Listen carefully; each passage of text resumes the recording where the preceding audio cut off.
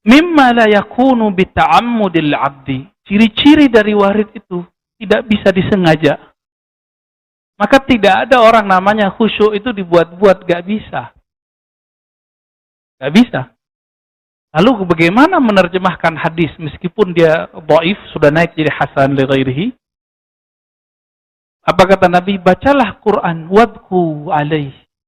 Bacalah Quran dan berusahalah kamu menangis. Bisa nggak Pak nangis? Nangis di situ nunggu warid.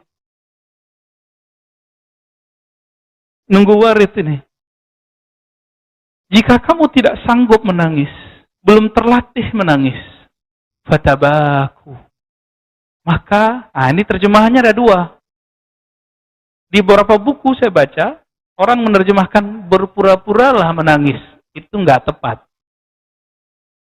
Fatabaku artinya kondisikanlah rohanimu seakan-akan engkau menangisi dirimu. Ya Allah, Quranmu aku baca, kenapa qalbuku tidak tersentuh? Itu yang disebut fatabaku, bukan pura-pura nangis. Ini yang nerjemah gak pernah nangis kalau lagi baca Quran itu kayaknya. Jadi orang menafsir, menerjemah belum tentu benar. Nah, ini kata kunci. Kalau kita bawa ayat, ajarkan kepada orang, ayatnya benar. Isi yang kita ajarkan tidak ada jaminan kebenarannya. Meskipun antum bilang ini hadis sahih. Ini kalam syekh fulan, imam fulan. Itu kan kalam orang. Bukan kalam Allah. Al-Qurannya benar. Kesalahan Khawarij dulu. Khawarij yang bunuh Sayyidina Ali. Yang mau bunuh Muawiyah tapi tidak berhasil. Yang bunuh Utsman. Apa kesalahan mereka? Pemahamannya diletakkan sesuci ayat yang dia baca. Maka kalau ada orang beda dengan paham dia, dianggap beda dengan Allah dan Rasulnya. Ini ciri-ciri Khawarij. Jangan sampai di masjid ini ada seperti itu. Jangan sampai. Mau dia jamaah, mau dia imam, mau dia mau ustadz, muallim, guru, bahaya Pak. Itu tentara Dajjal di akhir zaman. Tentara Dajjal itu ciri-cirinya satu itu, menghalalkan darah sesama muslim. Jadi jangan dikira, antum sering dicekokin, tentara Dajjal itu Yahudi. Betul. Itu tentara yang di luar Islam, yang di dalam Islam. Siapa? Zombie-zombie yang berwajah-wajah muslim. Pakaiannya Islam, tapi batinnya kufur. Suka mengkafir-kafirkan orang. Auzubillah min dzalik. Hati-hati di sini. Hati-hati di sini. Terbersit sedikit saja merendahkan orang. Warid gak datang, Mbak. Gak mudah ya jadi waliullah. Maka si warid ini, rahasia rohani ini hanya datang kepada calon wali atau wali. Kalau khusyuk yang datang kepada kita lagi sholat, sudah dia konstan. Dia sudah jadi wali Allah. Minimal wali umum. Jadi jangan senang dulu. Saya bisa nangis nih, belum tentu walinya wali permanen. Paling-paling wali kondisional. Ya. Giliran susah aja bisa nangis. Coba atau ingat-ingat. Dulu waktu susah bisa nangis kan? Sholat. Mau dikasih susah tiap hari biar nangis. Gimana Pak Mirwan? Nggak mau ya? Jadi nggak bisa. Kembali ke cerita tadi. Ini saya menjelaskan ini untuk menceritakan yang tadi. Orang yang rindu Rasulullah itu bertahun-tahun sholawat. Karena membaca satu hadis. Nabi kalau disalamin pasti balas. Balasnya bukan lewat surat, Pak. Allah kembalikan ruhnya. Kalau dikembalikan ruhnya hidup atau bukan? Hidup. Dan saya meyakini itu. Ini yang dimaksud Al-Habib Umar bin Hafiz.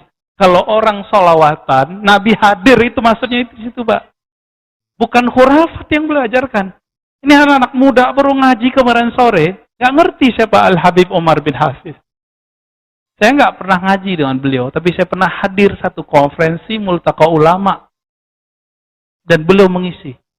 Dahsyat sekali. Kalamnya dari awal sampai akhir menyejukkan semua. Seakan-akan Rasulullah ada lagi, Pak.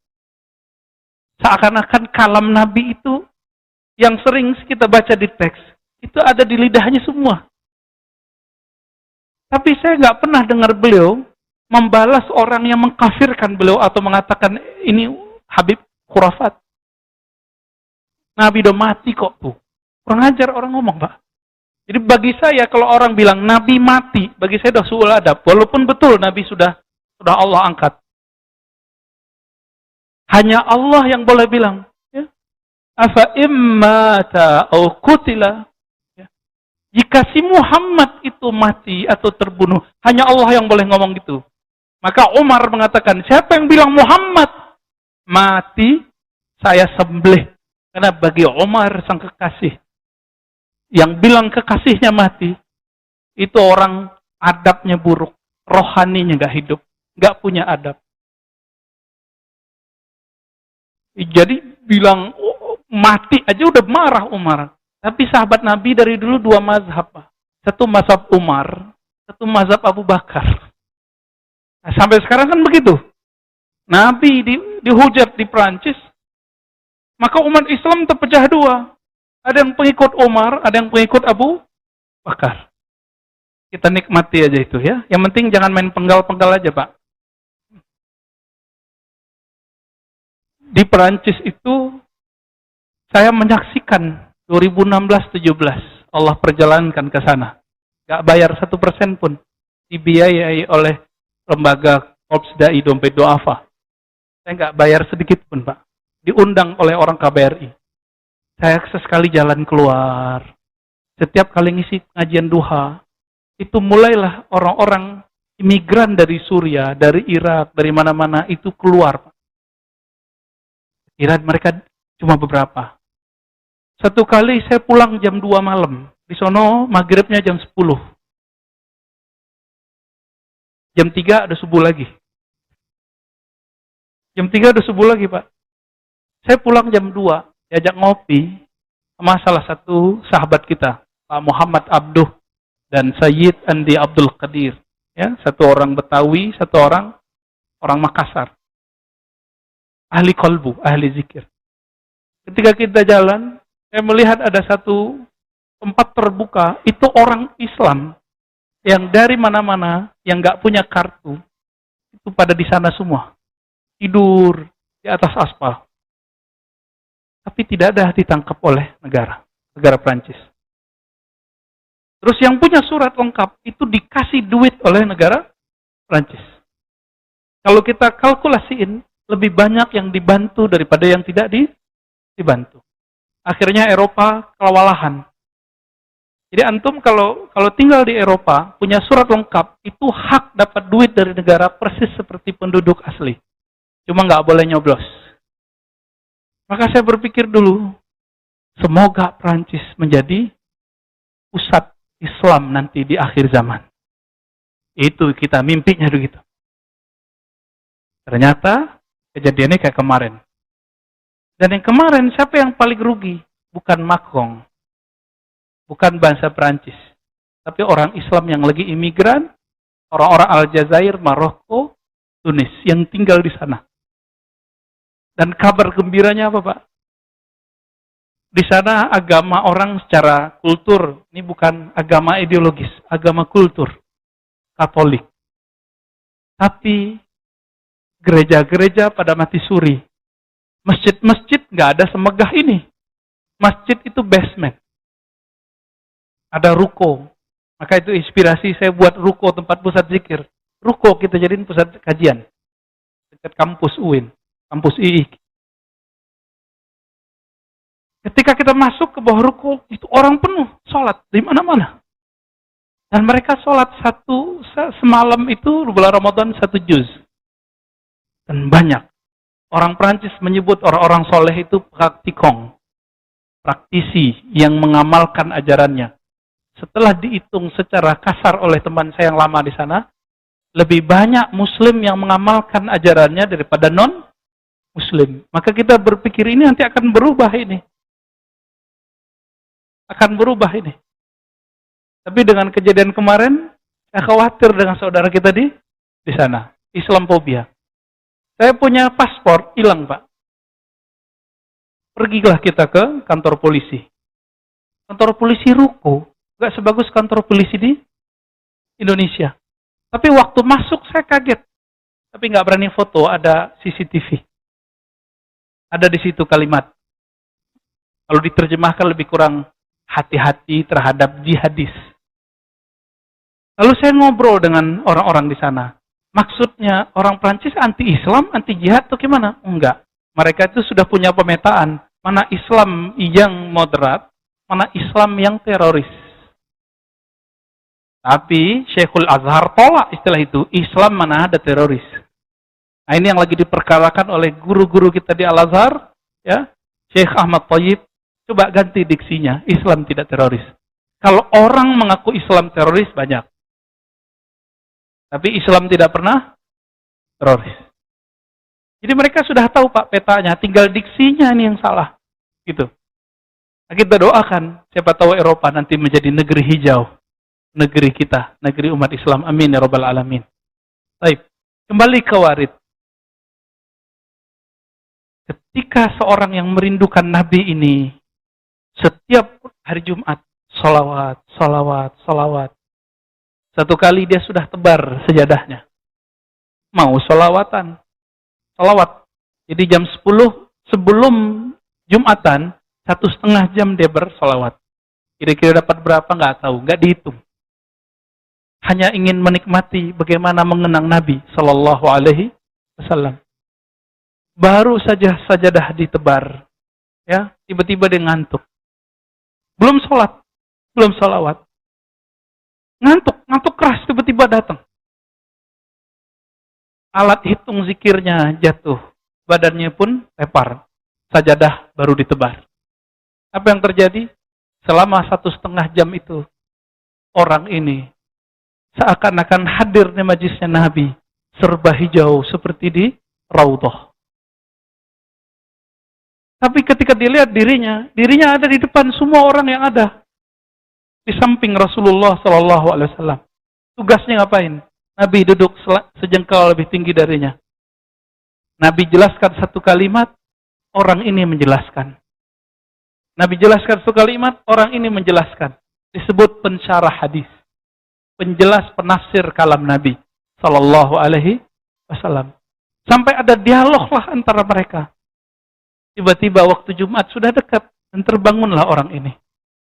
Ketika bangun, dia cari Allah hitung zikirnya. Saya belum sholawat. Saya belum sholawat. Lalu kemudian dia sholat.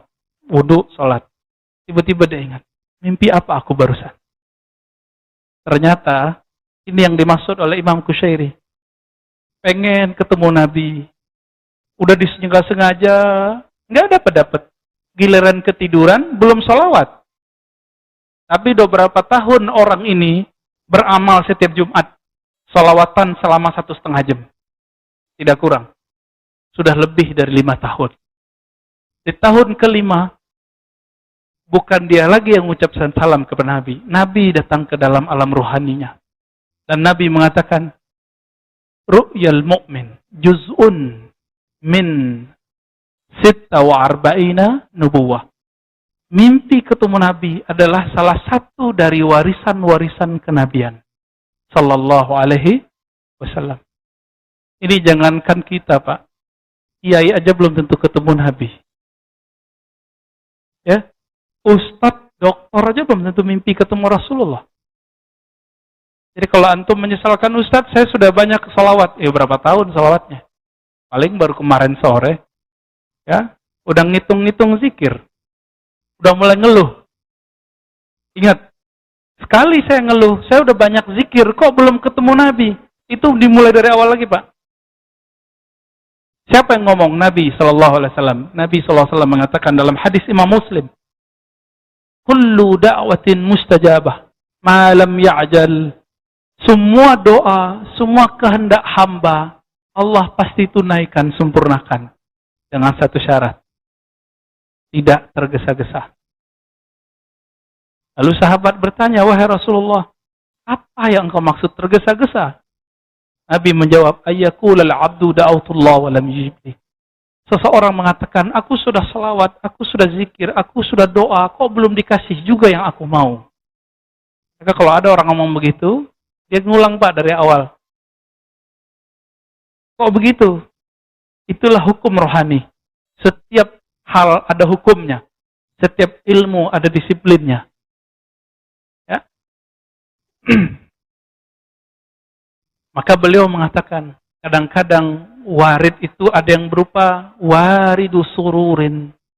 Kadang-kadang kalau orang zikir, salawat, tiba-tiba ada rasa bahagia di hati. Itu ciri-ciri kita sudah dapat warid paling ringan. Inilah yang dimaksud ayat ala bizikrillahi tatmainnul qulub. Ketahuilah, jika engkau menyebut nama Allah, kalbumu tenang. Yang merasakan ketenangan sudah dapat warid. Gampang toh? Tapi waridnya baru sederhana. Ketenangan jiwa itu, dia nggak ada batasnya Pak, dia unlimited. Semakin besarlah saat itu, semakin besarlah waridnya. Jika melewati batas dirinya, baru itu nyebar ke orang di sampingnya. Apa maksud saya melewati batas diri? Kalau dia masih bisa nahan, air mata nggak berlinang. Badannya belum bergemetar. Tapi kalau sudah tumpah, melewati batas fisiknya, air matanya berlinang. Kalau dia jadi imam, tiba-tiba dia terisak. Atau tiba-tiba dia baca Quran syahdu sekali, padahal bacaannya biasa-biasa aja.